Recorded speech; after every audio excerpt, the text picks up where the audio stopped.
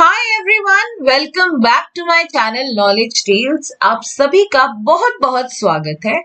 आज हम करेंगे क्लास 7 की ज्योग्राफी का चैप्टर नंबर 2 जो कि है इनसाइड आवर अर्थ। और बच्चों, क्लास 7 की ज्योग्राफी का चैप्टर 1 मैंने ऑलरेडी करवा दिया है। अगर आपने वो वीडियो नहीं देखी है तो वो आपको क्लास 7 की प्लेलिस्ट में मिल जाएगी। ओके, तो चलिए स्टार्ट करते हैं।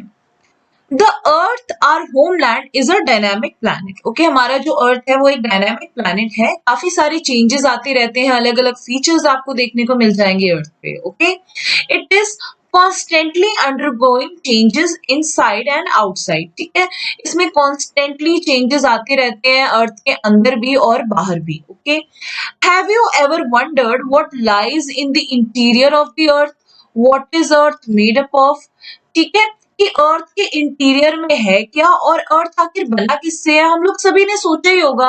ओके, तो इसी के बारे में आज हम स्टडी करेंगे। ओके, तो हमारा जो सबसे पहला टॉपिक है इस चैप्टर का वो है interior of the earth. Okay, just like an onion, the earth is made up of several concentric layers with one inside another. Okay, अगर हम ये देखिए, ये अर्थ का इंटीरियर दिया हुआ है और किस तरीके से आपको सबसे अंदर कोर देखने को मिलेगा। ठीक है, inner core, outer core, mantle, then crust. तो जिस तरीके से ताज की लेयर होती है उसी तरीके से हमारे अर्थ की भी काफी सारी लेयर्स हैं। ठीक है, the upper most layer over the earth surface is called crust. Okay, जो एकदम अपर मोस्ट लेयर है, ये वाली जो लेयर है, इसको हम क्या बोलते हैं? Crust. It is thinnest of all the layers. जितनी भी हमारी लेयर्स हैं, 3 लेयर है, कोर, मैंटल और क्रस्ट, उसमें से जो ये क्रस्ट हमारी लेयर है वो सबसे ज्यादा थिन है, सबसे ज्यादा पतली है। It is about 35 kilometre on the continental mass. ठीक है बच्चों, कॉन्टिनेंट्स में ये 30 किलोमीटर है। ठीक है, इसकी थिकनेस। और अगर हम बात करें ओशन फ्लोर पे तो ये सिर्फ 5 किलोमीटर है। ठीक है, ओके, तो ये पहले आप इंटीरियर ऑफ द अर्थ की डायग्राम देख लें। Okay, next, the main mineral constituents of the continental mass are silica and alumina. Okay, it is thus called Sial, Si for silica and Al for alumina. Okay, तो जो main mineral constituents है जो continents पे हमें मिलेंगे वो है silica and alumina. तो इन्हीं के दोनों के, जैसे सिलिका का फर्स्ट 2 लेटर्स हमने ले लिया Si एंड एलुमिना का Al, तो उससे कंबाइंड टर्म बन गई सियाल, जो कि हम इजीली लर्न कर सकते हैं। अगर कोई हमसे पूछेगा कि कॉन्टिनेंटल मास के कॉन्स्टिट्यूएंट क्या है, हम उसको दिमाग में रखेंगे कि सियाल। ठीक है, silica and alumina. Okay, the oceanic crust mainly consists of silica and magnesium. Okay, silica तो जैसे कॉन्टिनेंट्स में भी था वैसे ही हमें यहाँ पे भी मिल जाएगा हमारे ओशन के अंदर। ओके, तो Si सिलिका का एंड Ma मैग्नीशियम का, ये बना सीमा। ओके, क्लियर है?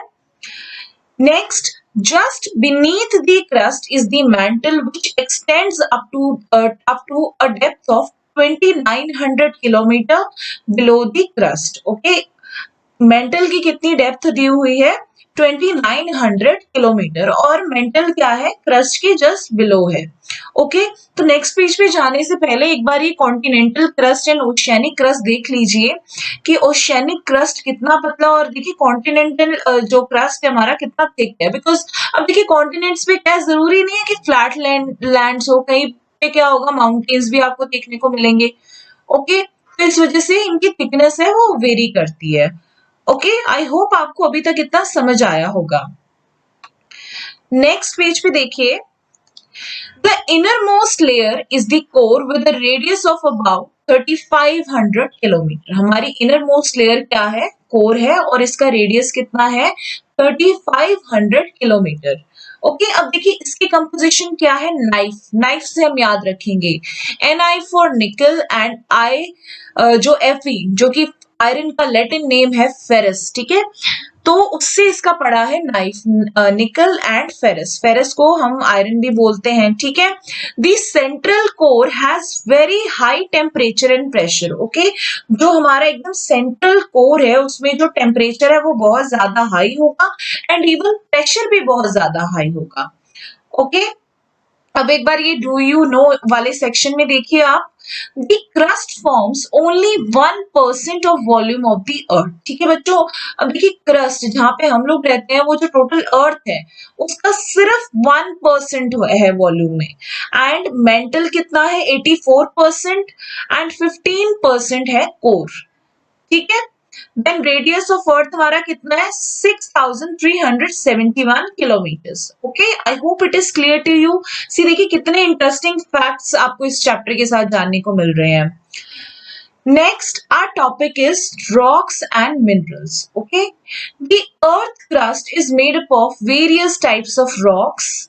Any natural mass of mineral matter that makes up earth crust is a rock. Okay, earth की जो हमारी crust है वो काफी सारे अलग अलग टाइप्स के रॉक से बनी हुई है, और जो नेचुरल मास ऑफ मिनरल, ठीक है, वो क्या बनाते हैं, हमारा अर्थ क्रस्ट जो बना रहे हैं उन्हें हम क्या एक स्पेसिफिक नाम दे देंगे, rock. Okay, rocks can be of different colour size and texture, और रॉक का भी बच्चों क्या है, कलर साइज और टेक्सचर अलग हो सकता है।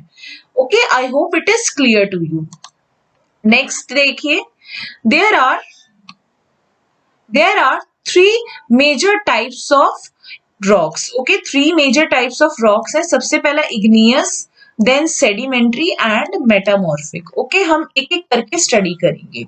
Okay, when the molten magma cools it becomes solid. ठीक है, मॉल्टन मैग्मा जब भी ठंडा होता है वो सॉलिड बन जाता है, पहले तो वो लिक्विड फॉर्म में होता है। ठीक है, rocks thus formed are called igneous rocks. तो मॉल्टन मैग्मा जब कूल होता है तो सॉलिड बनता है, तो उस टाइप के रॉक्स को हम क्या बोलते हैं, जो मैग्मा के सॉलिड होने पे बनते हैं उसको हम बोलते हैं igneous rocks. Okay, they are also called primary rocks. तो इग्नियस रॉक क्या है, हमारे primary rocks. Okay, they are of two types igneous there are of two types of igneous rocks, one is intrusive and second one is extrusive. Okay, एक बार इनको detail में पढ़ने से पहले ये वर्ड ओरिजिन को देख लीजिए। इसमें जो आपको इग्नियस दे रखा है, इग्नियस का मतलब ही क्या होता है लैटिन में, fire. Okay, I hope it is clear to you. ठीक है, can you imagine lava coming out from the volcanoes? Lava is actually fiery red molten magma coming out from the interior of the earth on its surface. ठीक है बच्चों, लावा क्या है, एकदम fiery red molten magma है जो अर्थ के interior से सरफेस पे आता है। ठीक है, when this molten lava comes on the earth's surface it rapidly cools down and becomes solid. तो जैसे ही वो अर्थ की सरफेस पे आता है वो ठंडा होकर सॉलिड बन जाता है।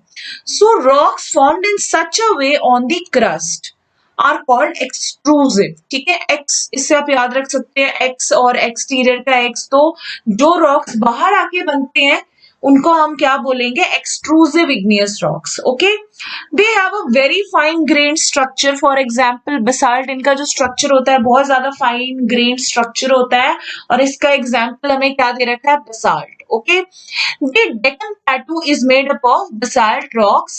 Sometimes the molten magma cools down deep inside the earth crust.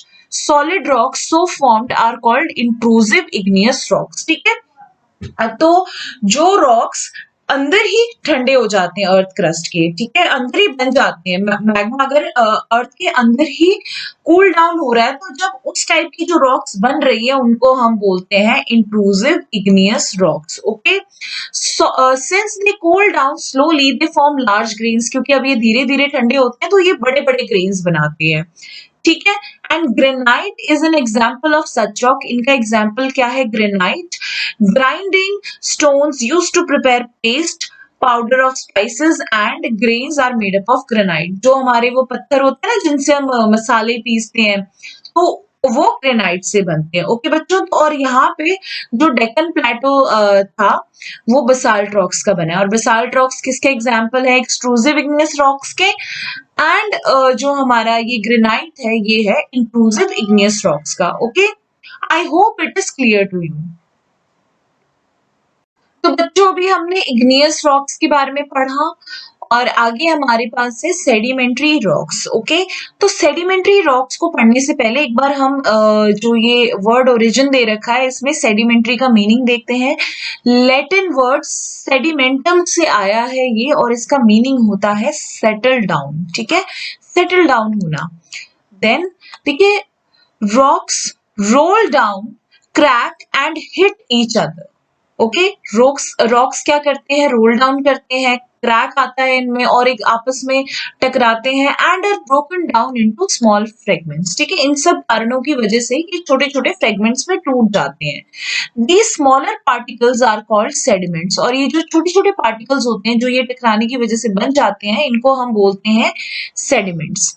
These sediments are transported and deposited by wind, water, etc. अब ये जो sediments हैं ये transported होते हैं और कहीं पे जाके deposit होते हैं, किसकी हेल्प से, wind और water की वजह से। These loose sediments are compressed and hardened to form layers of rocks. ठीक है, अब ये जो sediments हैं ये बहुत ही ज्यादा लूज है, तो ये क्या होते हैं, कंप्रेस, इन पे प्रेशर पड़ता है, दबाव पड़ता है, ये हार्ड होते हैं उस वजह से। ठीक है, तो जो रॉक्स इस टाइप से बनते हैं उनको हम बोलते हैं sedimentary rocks. For example, sandstone is made from grains of sand. ठीक है, जो भी मिट्टी के जो कण हैं जब वो इकट्ठा हो जाते हैं उन पे प्रेशर पड़ता है कंप्रेशन की वजह से, तो वो सैंडस्टोन बनते हैं। Okay, these rocks are may also contain fossils of plants, animals and other microorganisms that once lived on them. Okay, अब देखिए फॉसिल्स भी होते हैं इनके अंदर, किसके फॉसिल्स, प्लांट्स एंड एनिमल्स या बाकी जितने भी माइक्रो ऑर्गेनिजम्स है जो इस पे रहते हैं। अब फॉसिल्स क्या होते हैं, the remains of dead plants and animals trapped in the layer of rocks are called fossils. ठीक है, जो भी डेड प्लांट्स, एनिमल जो जो रॉक्स के बीच में ट्रैप हो जाते हैं, ठीक है, उनको हम क्या बोलते हैं, फॉसिल्स बोलते हैं, dead plants, dead animals. Okay, I hope it is clear to you. Next, igneous and sedimentary rocks can change into metamorphic rock under great heat and pressure. Okay? अब देखिए पहले metamorphic rocks को पढ़ने से पहले हम metamorphic का meaning देख लेते हैं वर्ड ओरिजिन में। It is derived from Greek word metamorphose. अब देखिए metamorphose का खुद ही में मतलब होता है change of form. Okay? सो जब इग्नियस एंड सेडिमेंट्री रॉक्स पे बहुत ज्यादा हीट एंड प्रेशर पड़ता है तो वो खुद ब खुद मेटामॉर्फिक रॉक में चेंज हो जाते हैं। Okay, for example, clay changes into slate and limestone into marble. Okay, तो ये एग्जाम्पल दे रखी है, आपको ये एग्जाम्पल्स भी पढ़नी है। ओके, और यहाँ पे पिक्चर में भी sedimentary rock turn into a metamorphic rock का एक एग्जाम्पल दिया हुआ है, और आप जब भी रिवाइज करें तो इन एग्जाम्पल्स को जरूर रिवाइज कीजिएगा। ओके, नेक्स्ट पेज पे आते हैं। उसके बाद देखिए रॉक्स का यूजफुल प्रॉपर्टी दिखा रखी है। रॉक्स हमारे लिए बहुत ज्यादा यूजफुल होते हैं। देखिए जैसे the hard rocks are used for making roads, houses and buildings. जो हार्ड पत्थर होते हैं उनको हम घर बनाने में, सड़कें बनाने में, बिल्डिंग्स बनाने में यूज करते हैं।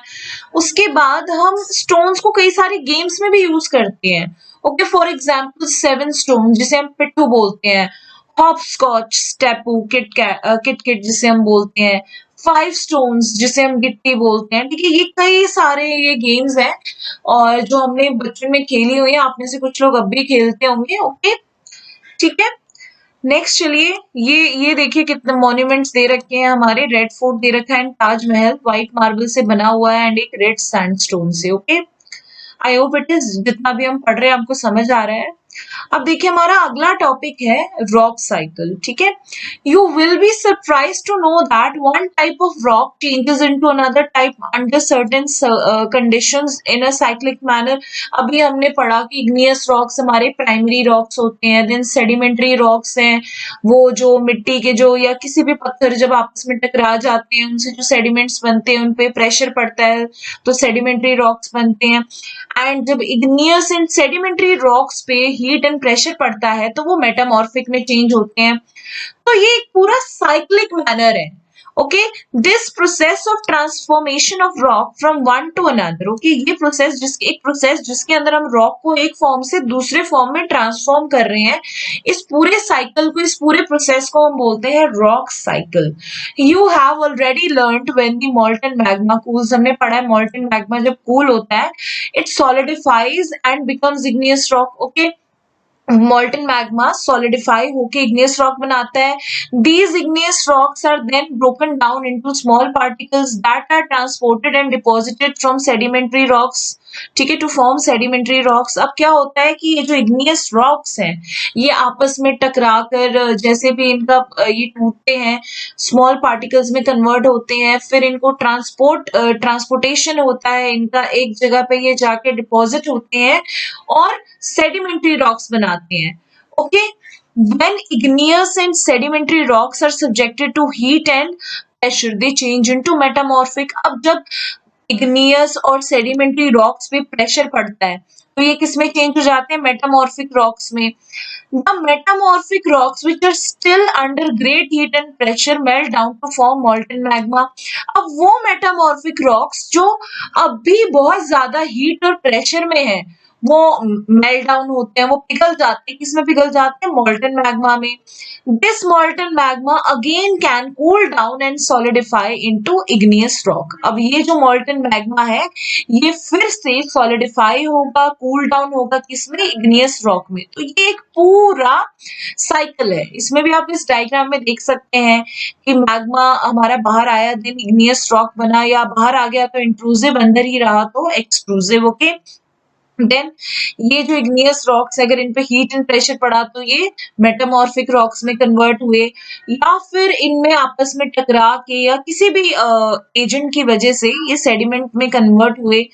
फिर सेडिमेंट रॉक क्या बने, सेडिमेंट्स हमारे क्या बने, सेडिमेंट्री रॉक्स बने, ओके। एंड देन जब सेडिमेंट्री रॉक्स पे प्रेशर पड़ा तो वो किसमें कन्वर्ट हुए, मेटामॉर्फिक रॉक में, ओके। तो ये पूरा एक रॉक साइकिल है और ये बहुत ही इंपॉर्टेंट है, ओके, आप इसे जरूर पढ़ना। देन हमारा जो नेक्स्ट पेज पे चलते हैं एंड ये लास्ट टॉपिक है हमारे पूरे चैप्टर का। Rocks are made up of different minerals. Minerals are naturally occurring substance which have certain physical properties and definite chemical composition, okay? Rocks हमारे अलग अलग minerals से बने हैं और minerals क्या होते हैं, naturally occurring substance जो nature में हमें मिलते हैं, which have certain physical properties and definite chemical composition। इनकी अलग जो इनकी कुछ physical properties होती हैं, कुछ chemical composition भी होती है। Minerals are very important to humankind, ठीक है, मिनरल्स हमारे लिए बहुत ज्यादा यूजफुल होते हैं। For example coal, natural gas and petroleum, ठीक है, कुछ जिनको हम फ्यूल की तौर पे यूज करते हैं, कोल हो गया, natural gas and petroleum. They are also use in industry, ठीक है, इनको हम काफी मिनरल्स को हम इंडस्ट्रीज में भी यूज करते हैं, जैसे आयरन हो गया, एल्यूमिनियम, गोल्ड, यूरेनियम एक्सेट्रा। इन मेडिसिन, इन फर्टिलाइजर, तो कोई भी सेक्टर है, कोई भी एरिया है, वहां पे मिनरल्स का यूज तो होना ही है, ओके।